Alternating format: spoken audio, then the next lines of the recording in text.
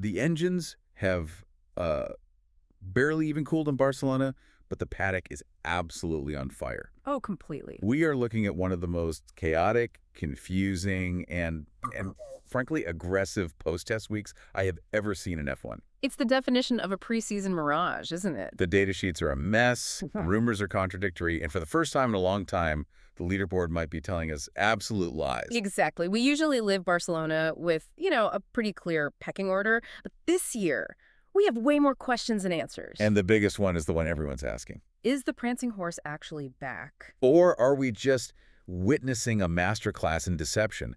Are Ferrari pulling a classic low-fuel glory run to sell some merch? Or is this genuine, terrifying pace? And it's not just them. You've got Lewis Hamilton putting in times that, they just don't seem to make sense with the physics of these new regulations. And these rumors of top speeds that sound like they belong in an arcade game. The numbers are just staggering. But as we always say in this sport, the headline number, it's usually a trap. There's always a layer of nuance, isn't there? And that telemetry changes the entire narrative of what we just watched. Which is exactly why we're here.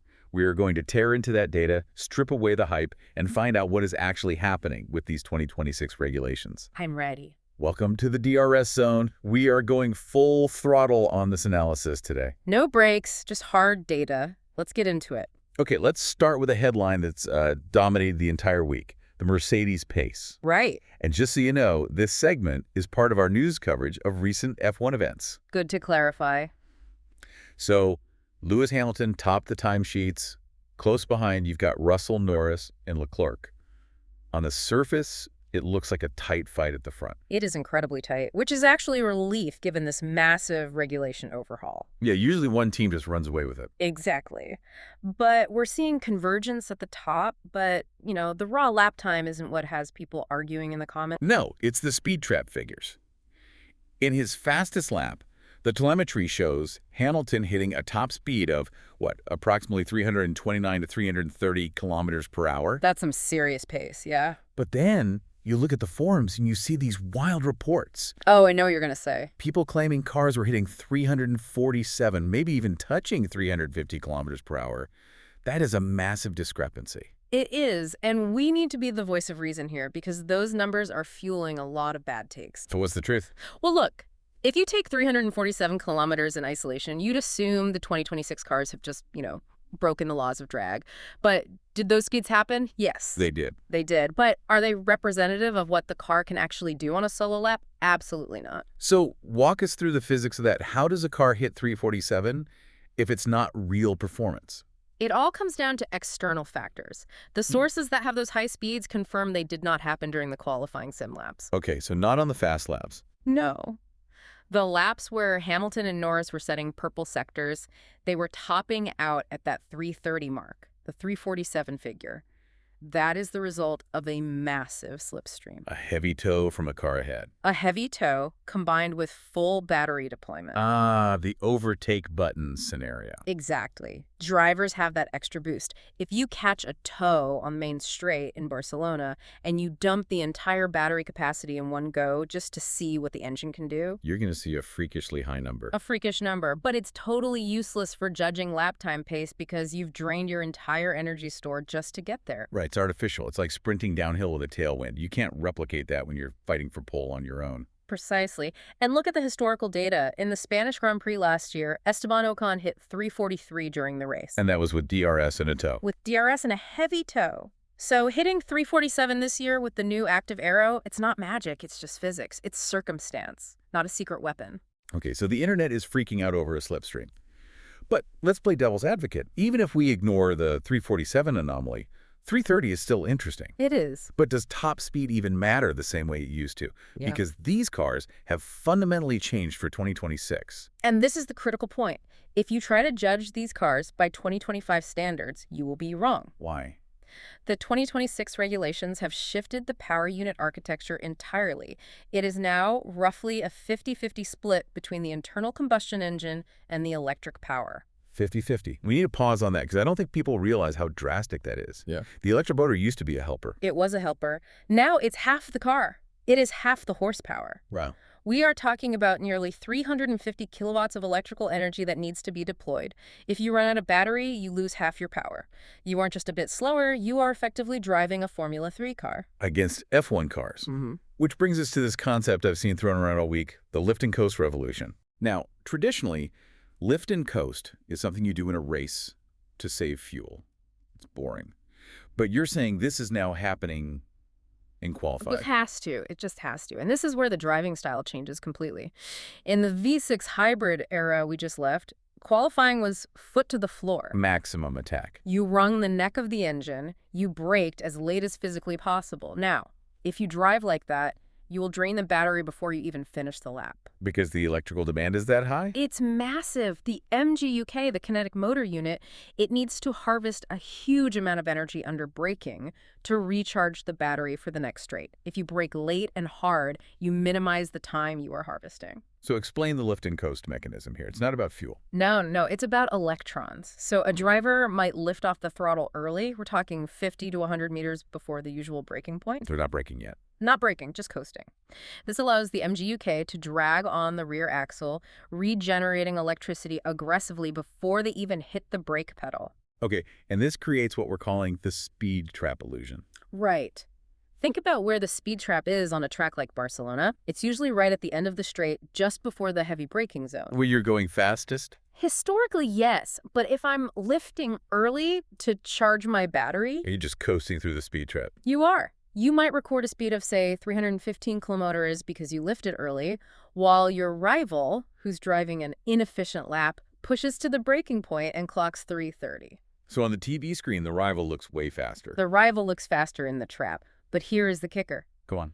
Because you lifted early, you have a full battery, you can deploy maximum torque immediately out of the corner.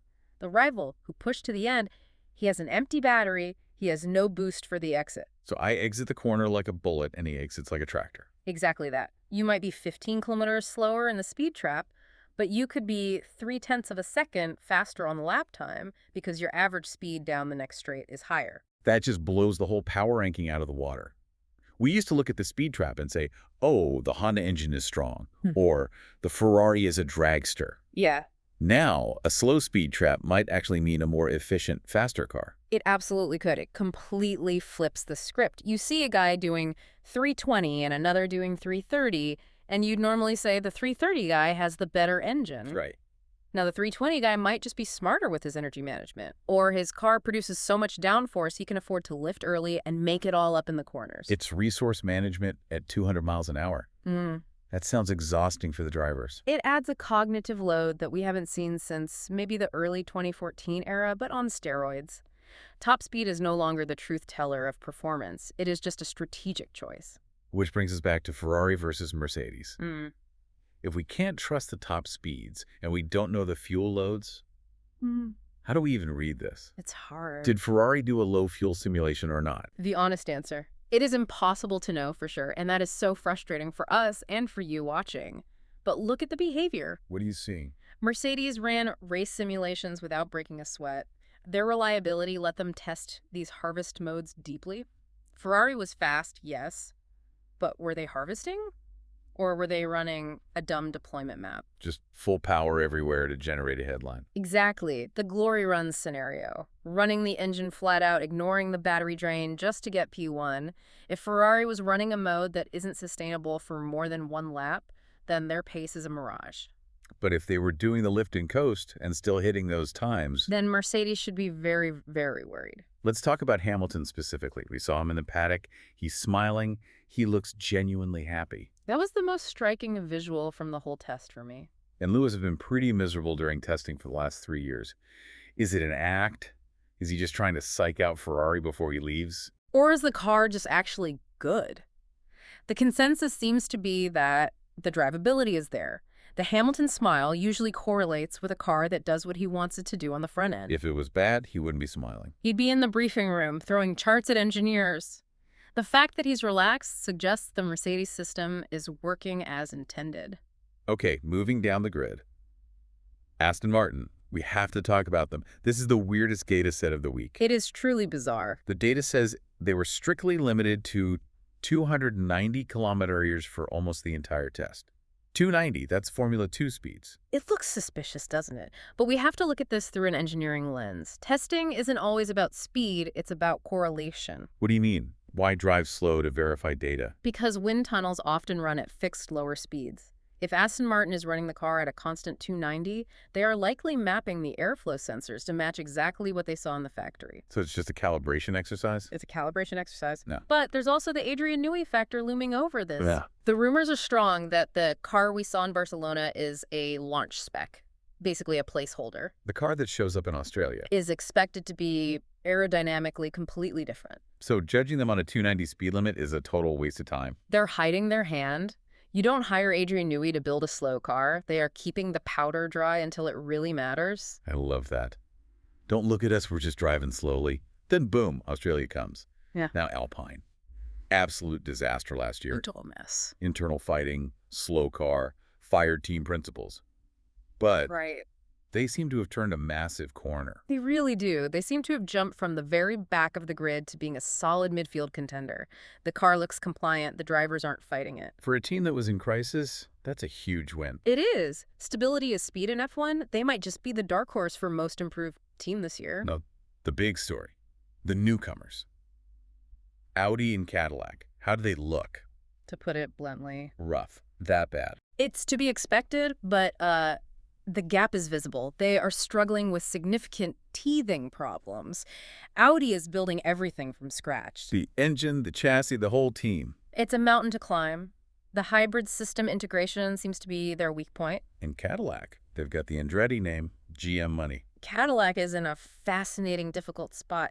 They have a shortcut with the Ferrari customer engine, so the power unit should be okay. But think about it. An American team building a chassis, integrating an Italian engine they didn't design, with a team structure that's never done a live pit stop under pressure. it's a Frankenstein situation. It is. And the cooling for the Ferrari engine might not match the chassis they designed. We saw them in the garage a lot with the covers off. That means problems. So we shouldn't expect them fighting for points anytime soon. No. Their championship right now is just finishing the race. If they see the checkered flag in Bahrain, that is a victory for them. So let's zoom out. Mercedes looks reliable. Ferrari looks fast but mysterious. Yeah. Aston Martin is driving in a school zone. And the regulations are turning qualifying into a strategic energy game. It's a fascinating mix. And it leads us to a difficult conclusion for anyone trying to make a power ranking right now. Which is? That trying to rank this grid based on Barcelona top speeds is a shot in the dark. It's a roll of the dice. The variables, the fuel, the engine maps, and this new critical factor of lift and coast, they make the leaderboard a lie. A lie. I love that. Uh-huh. We spent all week analyzing the times, and the expert conclusion is ignore the times. It's not ignore them, it's recontextualize them.